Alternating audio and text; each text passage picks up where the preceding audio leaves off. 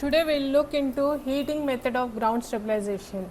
Yesterday in chemical stabilization with cement and lime, we have seen that there is enormous amount of heat that is coming out when cement or else lime is added to the soil and you are trying to stabilize the soil using those products. So, because of heat there is some change that is happening over there in the soil that is helping for the stabilization of soil. So, today we will just look into how this actually happens in the site or else how actually it is being done. So, when the heat is liberated, we come to know that with the heat the molecules are getting rearranged and expulsion of molecules is taking place because of evaporation. So, all these are helping for ground stabilization. Now, let us look how this actually will be helpful in stabilization.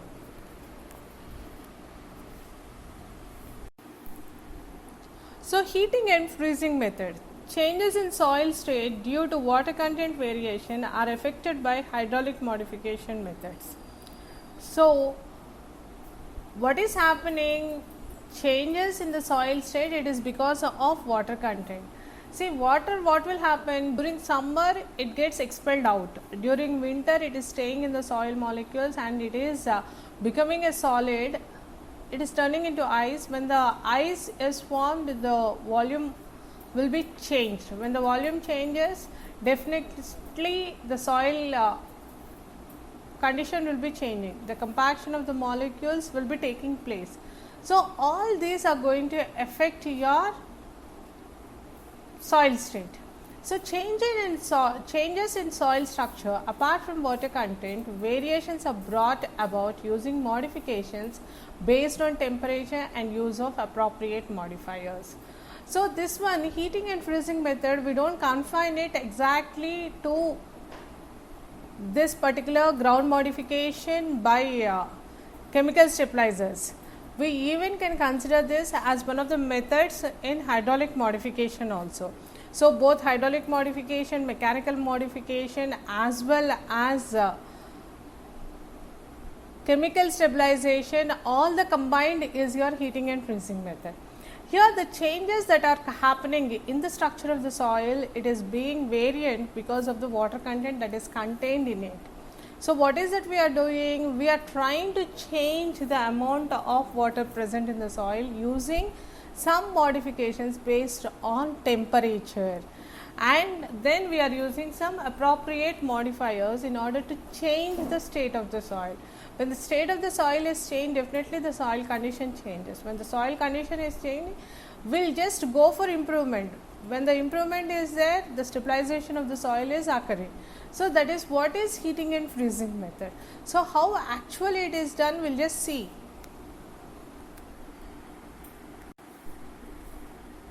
So, the methods based on temperature control are classified into two methods. One is heat treatment method and the next one is ground freezing method. So, how this will be actually taking place?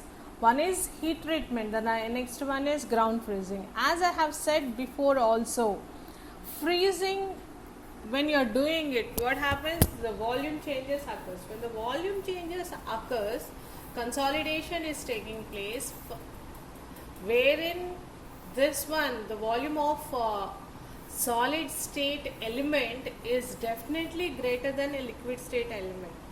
So, consolidation, compaction will be taking place wherever it is nearby as well as on the soil molecules wherever it is being placed.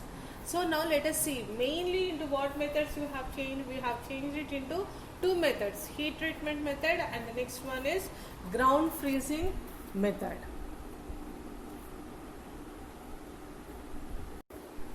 The heating methods. What are the heating methods?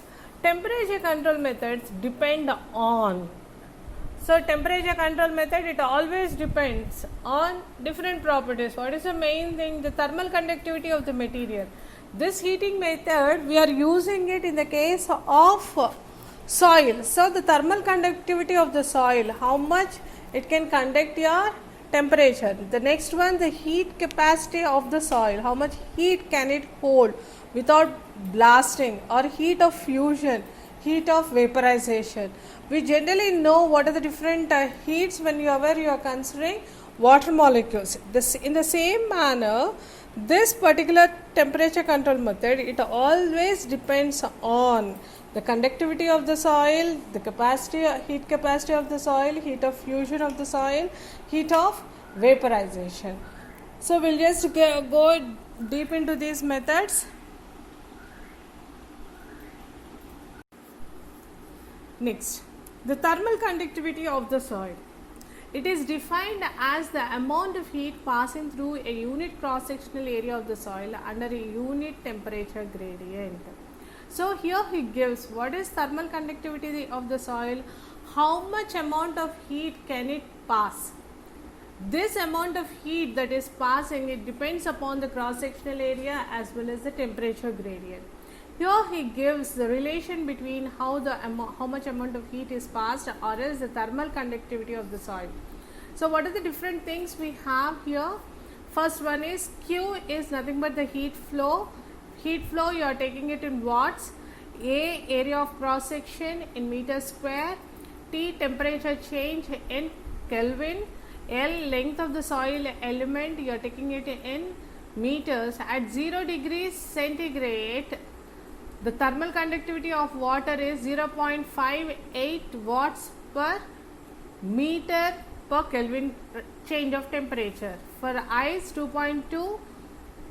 For denser frozen sand, KT value is 4 watts per meter per Kelvin and less in unfrozen states. For soils, thermal conductivity increases with water content and dry density. So here these are the various things you will be having. Thermal conductivity, what is thermal conductivity also? Later in the next slide I will be just showing you how much amount of heat is flowing per unit area per degree rise of temperature through a cross sectional element. So here he had defined you different terms that are used in that particular equation. So here he gives, it is defined as the amount of heat passing through a unit cross sectional area of soil under a unit temperature gradient. For soils, thermal conductivity increases, means thermal conductivity is dependent on water content as well as dry density of the soils. So that is your thermal conductivity and the factors on which it depends.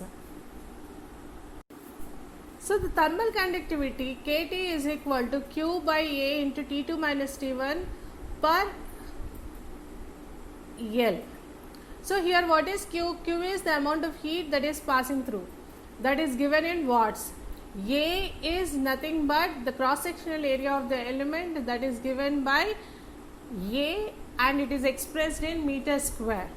And T2 minus T1 is change in temperature, that you are giving it in Kelvin. And L is the length of the cross sectional element, that you are taking it in meters. So watt per meter square, Kelvin per unit length, M. So here using that equation you can check the units whatever are there. So KT is equal to Q by A into T2 minus T1 per unit length. So it is dependent on area of cross section or and also the length of the element you are considering, the amount of heat that is sent into that. So here KT. Now let us see. KT, we said it is dependent on the amount of water content that is present in the soil as well as it is also dependent on the dry density of the soil. So these are the two controlling elements for the heat capacity of the soil or the thermal conductivity of the soil. So here he gives heat capacity of soil. It is expressed as the amount of heat required to raise the temperature by 1 degree centigrade or 1 Kelvin. It is expressed in terms of unit volume heat capacity or per unit mass, specific heat capacity. So here Heat capacity is nothing but how much amount of heat is required in order to change the temperature of a unit mass of substance through 1 degree centigrade. That is nothing but your specific heat. So that same specific heat, here he is defining it as heat capacity of the soil. He had given it as Q is equal to Cm delta T. So here M mass, delta T change in temperature, C is a constant over here, and Q is the amount of heat that is passing through that particular volume or that particular amount of material. So here heat capacity of water is given to be 4.2 kilojoules per kg per degree centigrade, and for ice it is termed to be 2.2 kilojoules per kg per degree centigrade. So here heat capacity of ice is less than that of water. Almost when you check now, it is almost half, nearing to half, not totally half, it is nearing to half. Means here which is having more heat capacity? Water. And we already know that water can allow the current to pass through or the heat to pass through, whereas ice, it takes time first in order to melt, and then from there it needs to change the state, then allow the water to get heated. So there is some amount of heat that is lost due to change of its state. So here heat capacity, it is nothing but the amount of heat required to raise the temperature by 1 degree centigrade, whereas thermal conductivity is defined as the amount of heat passing through unit cross sectional area of the soil per unit temperature gradient. So that is the main difference between heat capacity and the thermal conductivity. So both the things, they depend on the amount of water content that is present in the soil as well as the dry density of the soil. So here the next one is latent heat of fusion. So if you remember, in 6th or 7th class we have learnt that latent heat of fusion of ice, that is the amount of heat required in order to change the state of the substance, that is from solid to liquid, or if at all if you are considering it from liquid to vapor. Over there what is happening? The temperature is remaining constant, that is 0 degree centigrade ice, 0 degree centigrade water. Next 100 degree centigrade water, 100 degree centigrade vapor. So here only in order to change the state of substance, how much ever amount of energy is required, we named that as latent heat. So here he gives, it is a change in thermal energy when water freezes or ice melts. So what is that? If at all, if the substance need to change its state, there has to be absorption of energy or it has to give out energy. So here he gives the change in thermal energy when the water freezes or ice melts. It is 334 mJ per meter cubed of water. So here I am not telling you what is M, what is J, because you have again LF is equal to rho d W LF. Just try to find out what is M. Here he had given M is equal to mass of ice, H is equal to H heat quantity, he had given it as quantity, it is not heat quality. Heat quantity, he has given it as Q is equal to LFM. So what is L, what is F? Latent heat of fusion per required mass, M, LFM, Q is equal to LFM. Next thing is rho d W LF, latent heat of fusion into W into rho d unit mass into density, unit weight, what is the mass density into weight. So that he had given it. So consider how much is rho d, what actually it is not P, it is rho into d W L F. You just need to tell me what is rho, what is d, what is W and what is mj. I am not going to tell you what is all these terms in this. So you just tell me in the next class or at the end of this class what are all those terms, or else I'll just tell you in the last. Think about all those. The next one is heat of vaporization of water. Fusion is from ice to water, solid to liquid, liquid to solid. And the next one is heat of vaporization of water, that is from water to vapor, vapor to water. Yes, it is the energy required to boil water from liquid state to gaseous state. At atmosphere, heat of vaporization of water is equal to LV equal to 2.26 mJ per kg.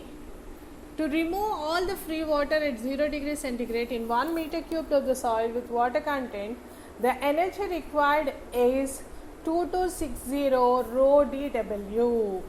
The above definitions are useful to calculate theoretical estimates, but losses need to be accounted for in the design. So here he gives heat of vaporization of water. Why is that it is necessary in order to consider these?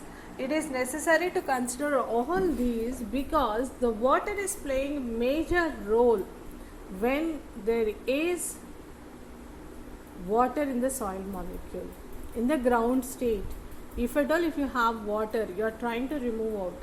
If at all if you are trying to remove out, if it is removed, well and good. If it is not removed, what is happening? It is bringing about all the changes in the molecules. It is bringing out all the changes regarding your ground conditions. So in order to remove that, first how these particular water acts and what will actually happen, we are just seeing it.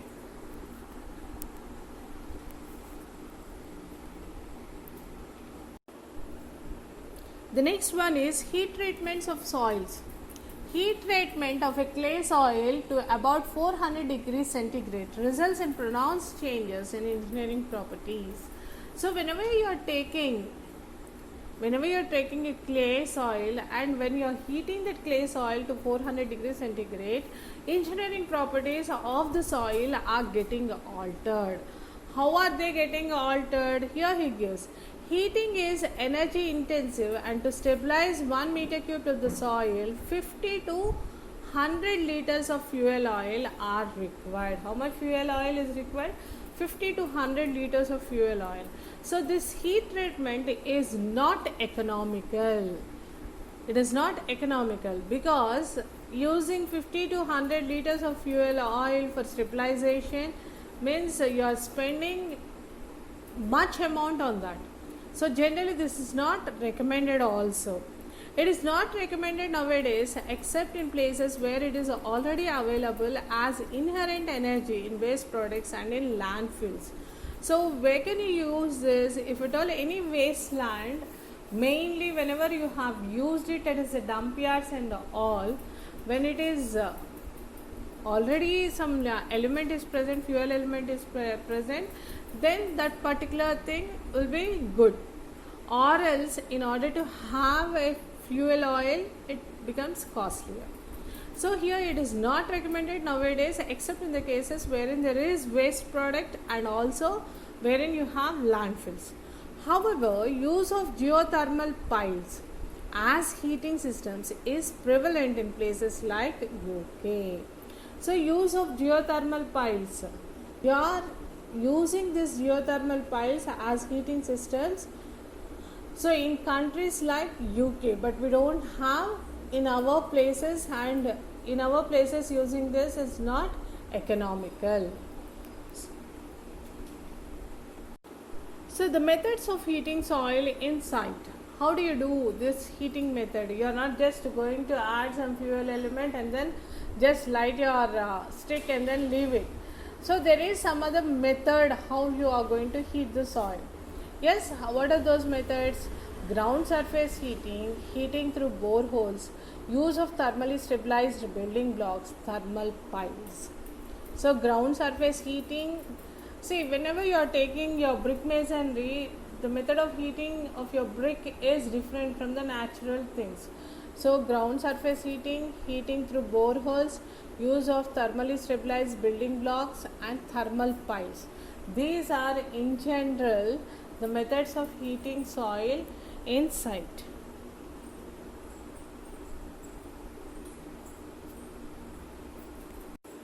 So the method of heating soil in site. We said geothermal piles method. It is economical method when you are considering other methods. So now let us see how these geothermal piles are used. Geothermal piles are an innovative system of building foundations for the use in combination with ground source energy technology. So we said that using energy fuel is not economical.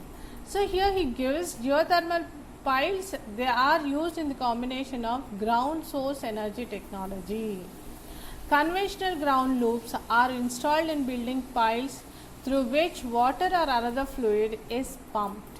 So what is that you are doing? You are having conventional ground loops. They are installed in building piles through which water or another fluid is pumped. Once this water or another fluid is pumped, the fluid and ground transfer heat energy is then passed through a heat exchanger in the building to provide cooling or more commonly heating in the winter. So what is that you are doing? You are first saying that there are some geothermal piles, they are installed in the building along with the building piles. After that you are allowing some fluid or else water to pass through these elements, the fluid and ground transfer, and then you are allowing it to freeze or else to heat. If it is winter, you just go for heating. If it is summer, we go for freezing. The geothermal system is essentially the same as closed loop borehole systems. However, since they are installed in the building foundation, the technology serves as a dual purpose. So these one, they are nothing but closed loop borehole systems. You don't have anywhere those coming out. However, they are installed in the building foundations since it is going to serve for the dual purpose. So this is how it is being installed. That is, geothermal piles along with the building piles, they are installed, and then we are going to supply the fluid or water into this. So this is your actual method. So the ground freezing method. Ground freezing is a process of making water bearing strata temporarily impermeable and to increase their compressive and shear strength by transforming joint water into the ice. Joint water into ice. So here what is that it is doing? It is a process of making water bearing strata. See, what do we do generally?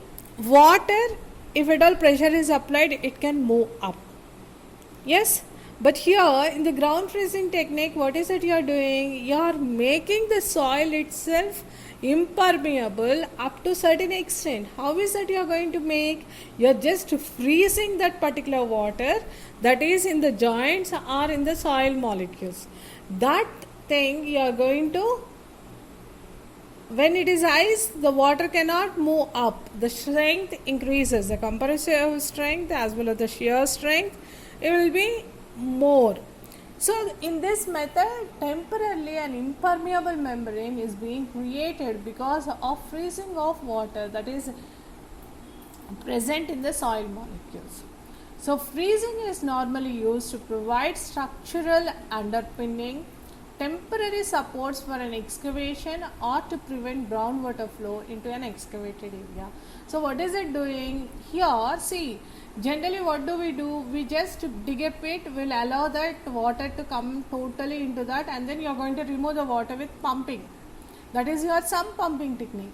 Here, if at all sump pumping technique cannot be used, that is the water is flowing into that continuously, then what happens? You cannot carry on your work. So in such a cases, this one will be very helpful. what do it do? It will just try to freeze the water so that your normal excavation works can be completed. Successful freezing of permeable water bearing ground affects simultaneously a seal against water and substantial strengthening of incoherent ground. So I'm just, what is it I'm doing? I'm doing freezing. When there is freezing, what is happening? Whatever there is permeable water bearing ground, all that I'm just going to seal it. I'm just going to seal it. Then what is happening? Because of the sealing action, the soil is gaining its strength. No extraneous materials need to be injected, and apart from the contingency of frost heave, the ground normally reverts to its normal state. So here what is it happening? You are not giving any other material, or you are not inducing any foreign material into the soil. The soil itself is capable enough in order to take care of the constructions, whatever is being done in them. So here no extra material is added or injected, and apart from the contingency of frost heave, you are not going to allow it to be frozen throughout your lifetime. How much you are, only until the construction is made, or else until the excavation is made. Later on, what is it happening? The ground is coming normally to its normal state. You are just allowing unfrozen thing, then it comes back to its original state. So that is your ground freezing. So the ground freezing method, where do you apply this?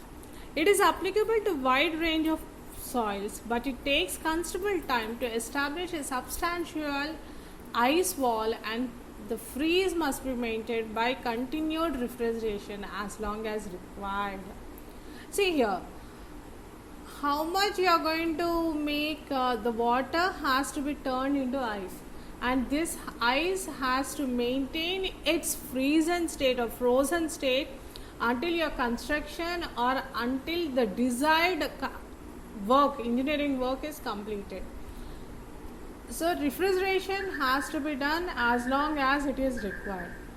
So do you think that this is a good process or else an economical process? It is not economical, because how much time and how much quantity of amount of soil can you keep it frozen? You cannot keep frozen the total amount of soil. The soil is vast enough, and if the construction is to be done, then to what depth and what area you need to do, the volume of the soil to be refrigerated will be great amount.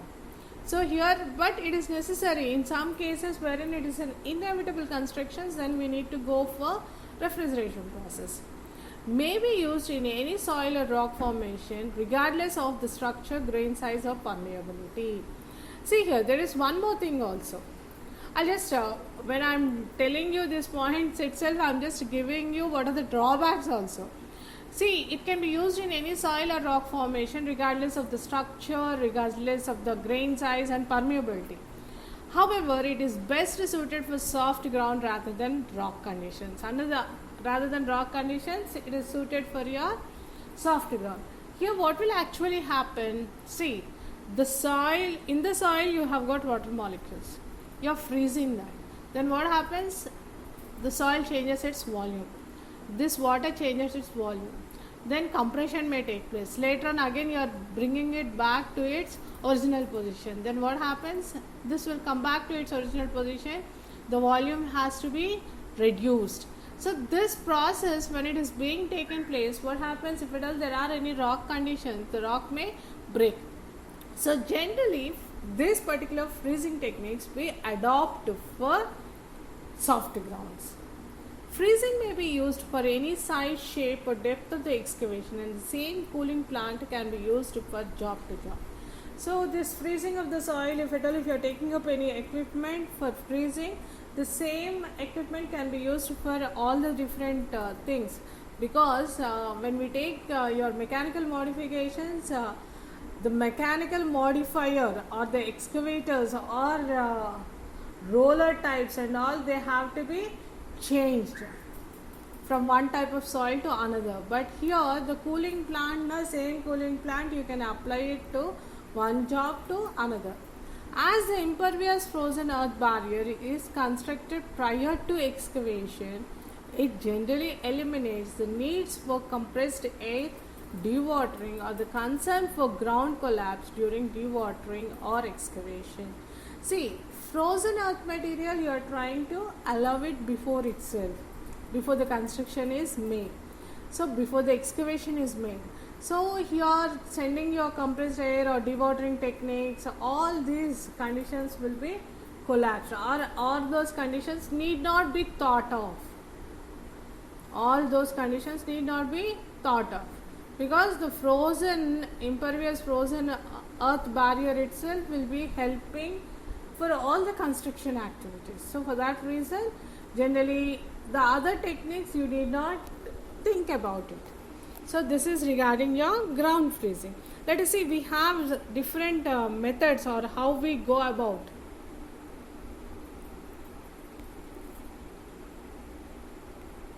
So what are the principles of freezing? The effectiveness of freezing depends on the presence of water to create ice, cementing the particles and increasing the strength of the ground to the equivalent of soft and medium rock.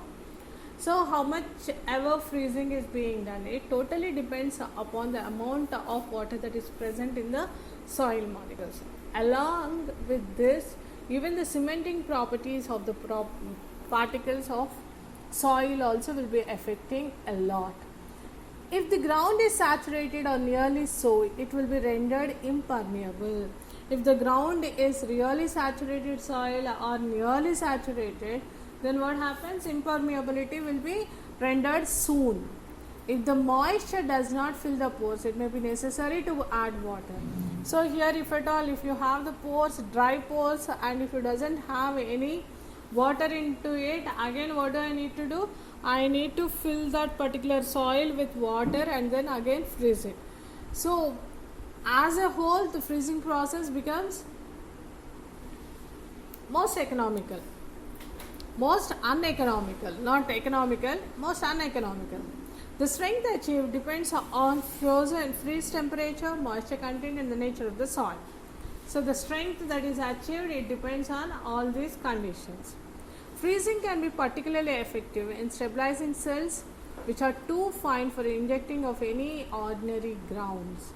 So for which soils, it is very much suitable for silty soils, wherein ordinary grouting method can be easily done. So these are the principles of freezing. You still have principles. Let us look into them. The next principle in freezing is, in rock and clay, ice lenses may build up and enlarge fine fissures, so causing increase in permeability after thawing. So when it is frozen, it's okay, but after that, when you're bringing back it to its normal state, then what happens? Increase in permeability may take place, as I have explained before itself. So when this particular thing becomes frozen, what is happening? Volume is increasing, again volume is decreasing. Then what happens? Wherever the decrease in volume through those places, this can go, the water can go. So hence he gives increase in permeability may increase, permeability may increase after thawing action. If there is a flow of water through the ground to be frozen, the freezing time will be increased by reason of continuing supply of heat energy. And if the flow is large, the water temperature high, freezing may be completely inhibited.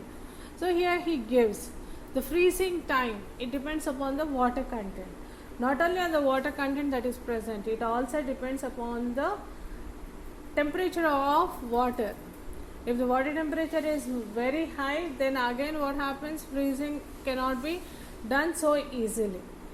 As in all ground treatment techniques, adequate site investigation is necessary to allow the best system to be chosen and to design the appropriate array of freezing tubes and select plant of adequate power.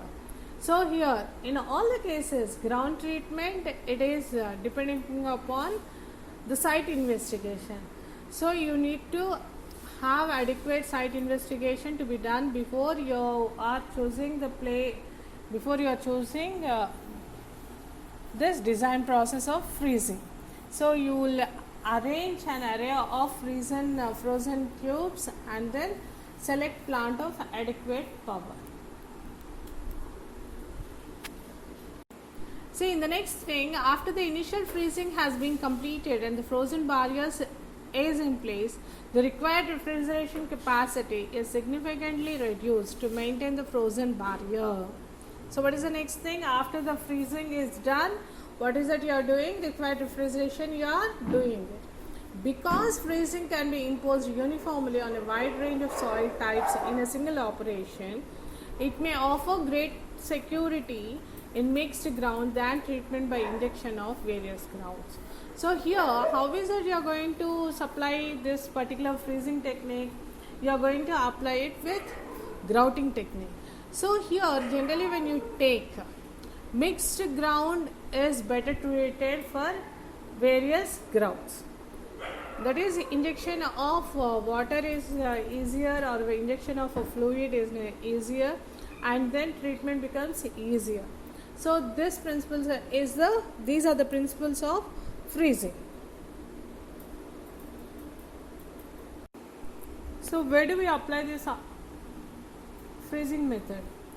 Temporary underpinning of adjacent structures and support during permanent underpinning. So wherever you want a temporary support to the adjacent structures, over there we use this application, and wherever permanent underpinning is necessary, over there also we use this. Shaft sinking through water bearing ground. So wherever there is shaft sinking because of water bearing ground, over those places we can use. And shaft construction totally within non-cohesive saturated ground. So in non-cohesive saturated ground, wherever there is shaft construction, over those places. Next, tunneling through the full face of granular soil. So whenever tunneling works are being done in granular soils, over there tunneling through mixed ground and soil stabilization. So this freezing technique of soil stabilization is being used whenever you think that soil stabilization is necessary. Tunneling is carried out in mixed grounds or in granular soils and all, or whenever there is shaft sinking or whenever there is shaft construction. In all those places we need to use this freezing technique. And one more place where we use this freezing technique is, once the freezing process has begun, monitoring is required to ensure formation of barrier wall and also to verify when freezing is completed. So you have started your freezing technique. What is main necessary? It is not only in freezing technique, but everywhere this is necessary. The reason over here is monitoring. If at all it is not done, you cannot examine, or else you cannot even think about how much expected properties are being reached. So in order to know about the reach of your expected properties, what is necessary? Monitoring has to be done. And here in freezing process, what is the main thing? You are constructing a barrier wall using your freezing. So here, even if you are applying more amount of temperature after this freezing, what can happen? It can change the ice into water, or the water will be entrapped in between the ice and the soil molecules. So during this process, monitoring continuously is necessary. During the drilling process, temperature monitoring pipes are installed to measure the ground temperature. Next thing is, whenever you are installing this, what is the next thing you have to do? You need to control your temperature. Temperature monitoring pipes are necessary. Below are the techniques for temporary support of a tunnel heading by freezing. So what are the techniques? You have different techniques. Those we'll be having next. Look at the figure. the figure gives you an idea of freezing technique that is being carried out, how it is being carried out, how a wall support is being constructed. So there are 3 stages. You can just check the 3 stages, how it is being carried out. The upper region, it is being inserted. Next you have the pipes to be inserted round this circular thing, and over there you are considering your freezing, then you are getting a wall support. So this is how actually freezing is done in the site. Just look at the slide, look at the slide once, you will be able to understand better.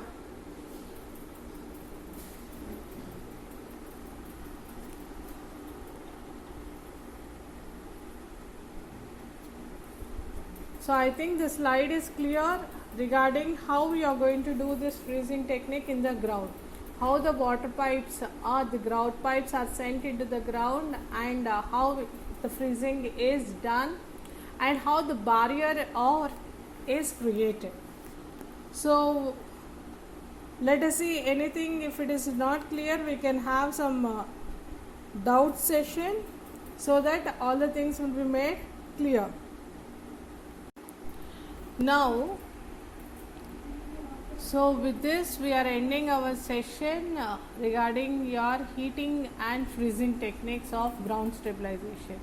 So here in heating and freezing techniques, we had seen how the freezing is done or how the heating is done, and for what type of soils it is there, what is necessary for doing this.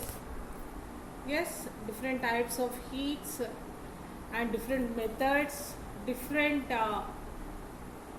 elements that are involved, like your thermal conductivity, heat capacity, heat of fusion, and we had heat of vaporization. Yes, heat treatment, how you go about. Yes, how are these heating methods being done? All these we have seen in this. So this is how actually this will be working out. So mainly whenever there is construction of tunnels, tunnel work is in progress, whether it is granular soils, soft soils or silt soils, this freezing technique is used, or it is being used in those works. But generally whenever you check actually in the site, then these methods are not used much. That is, whether it is heating method or freezing method. Heating method is not being used because fuel element itself is very costlier. But whenever you have already landfills, that is mainly whenever you have dumping yards, when these dumping yards are converted into your normal grounds, over there you can use this heating technique, because already you have some heating element present in the soil, and you need not think about filling it with heating element. Over there it becomes economical, but whenever you are trying to take up for any other soil, this is the most uneconomical method. So next, when it comes to freezing technique also the same thing. If it is the soil condition is dry and the soil is not good enough, then over there, in order to again, first you need to add water, and if the water is present, then only you can go for freezing technique. Otherwise you cannot. So over there, first addition of water and then you are implementing this technique, it is not suitable. So over those places generally we don't implement this.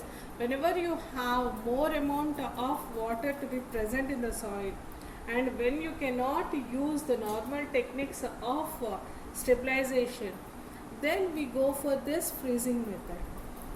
Freezing method mainly for tunnels, mainly for shaft constructions, and mainly for silty soils. These are best used, or these can be for those type of soils or for those type of constructions. This technique can be better used or implemented.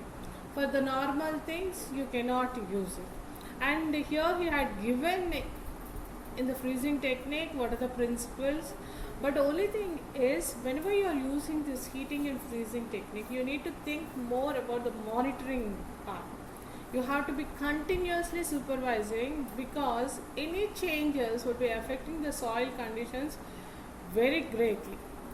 That is, there will be enormous changes because of heating or freezing.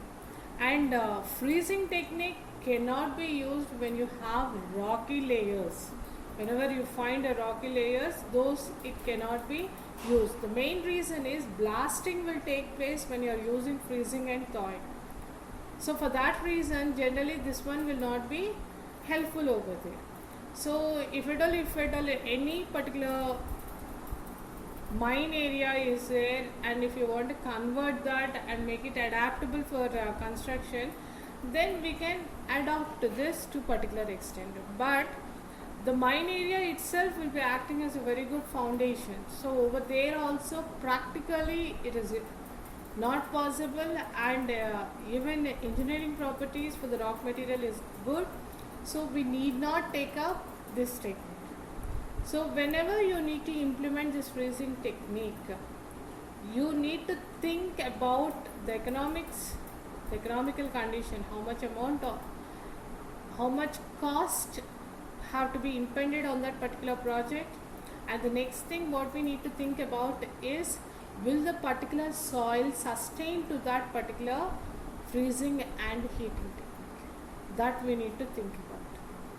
We need to think about what are the different methods and continuous monitoring. Everything need to be checked.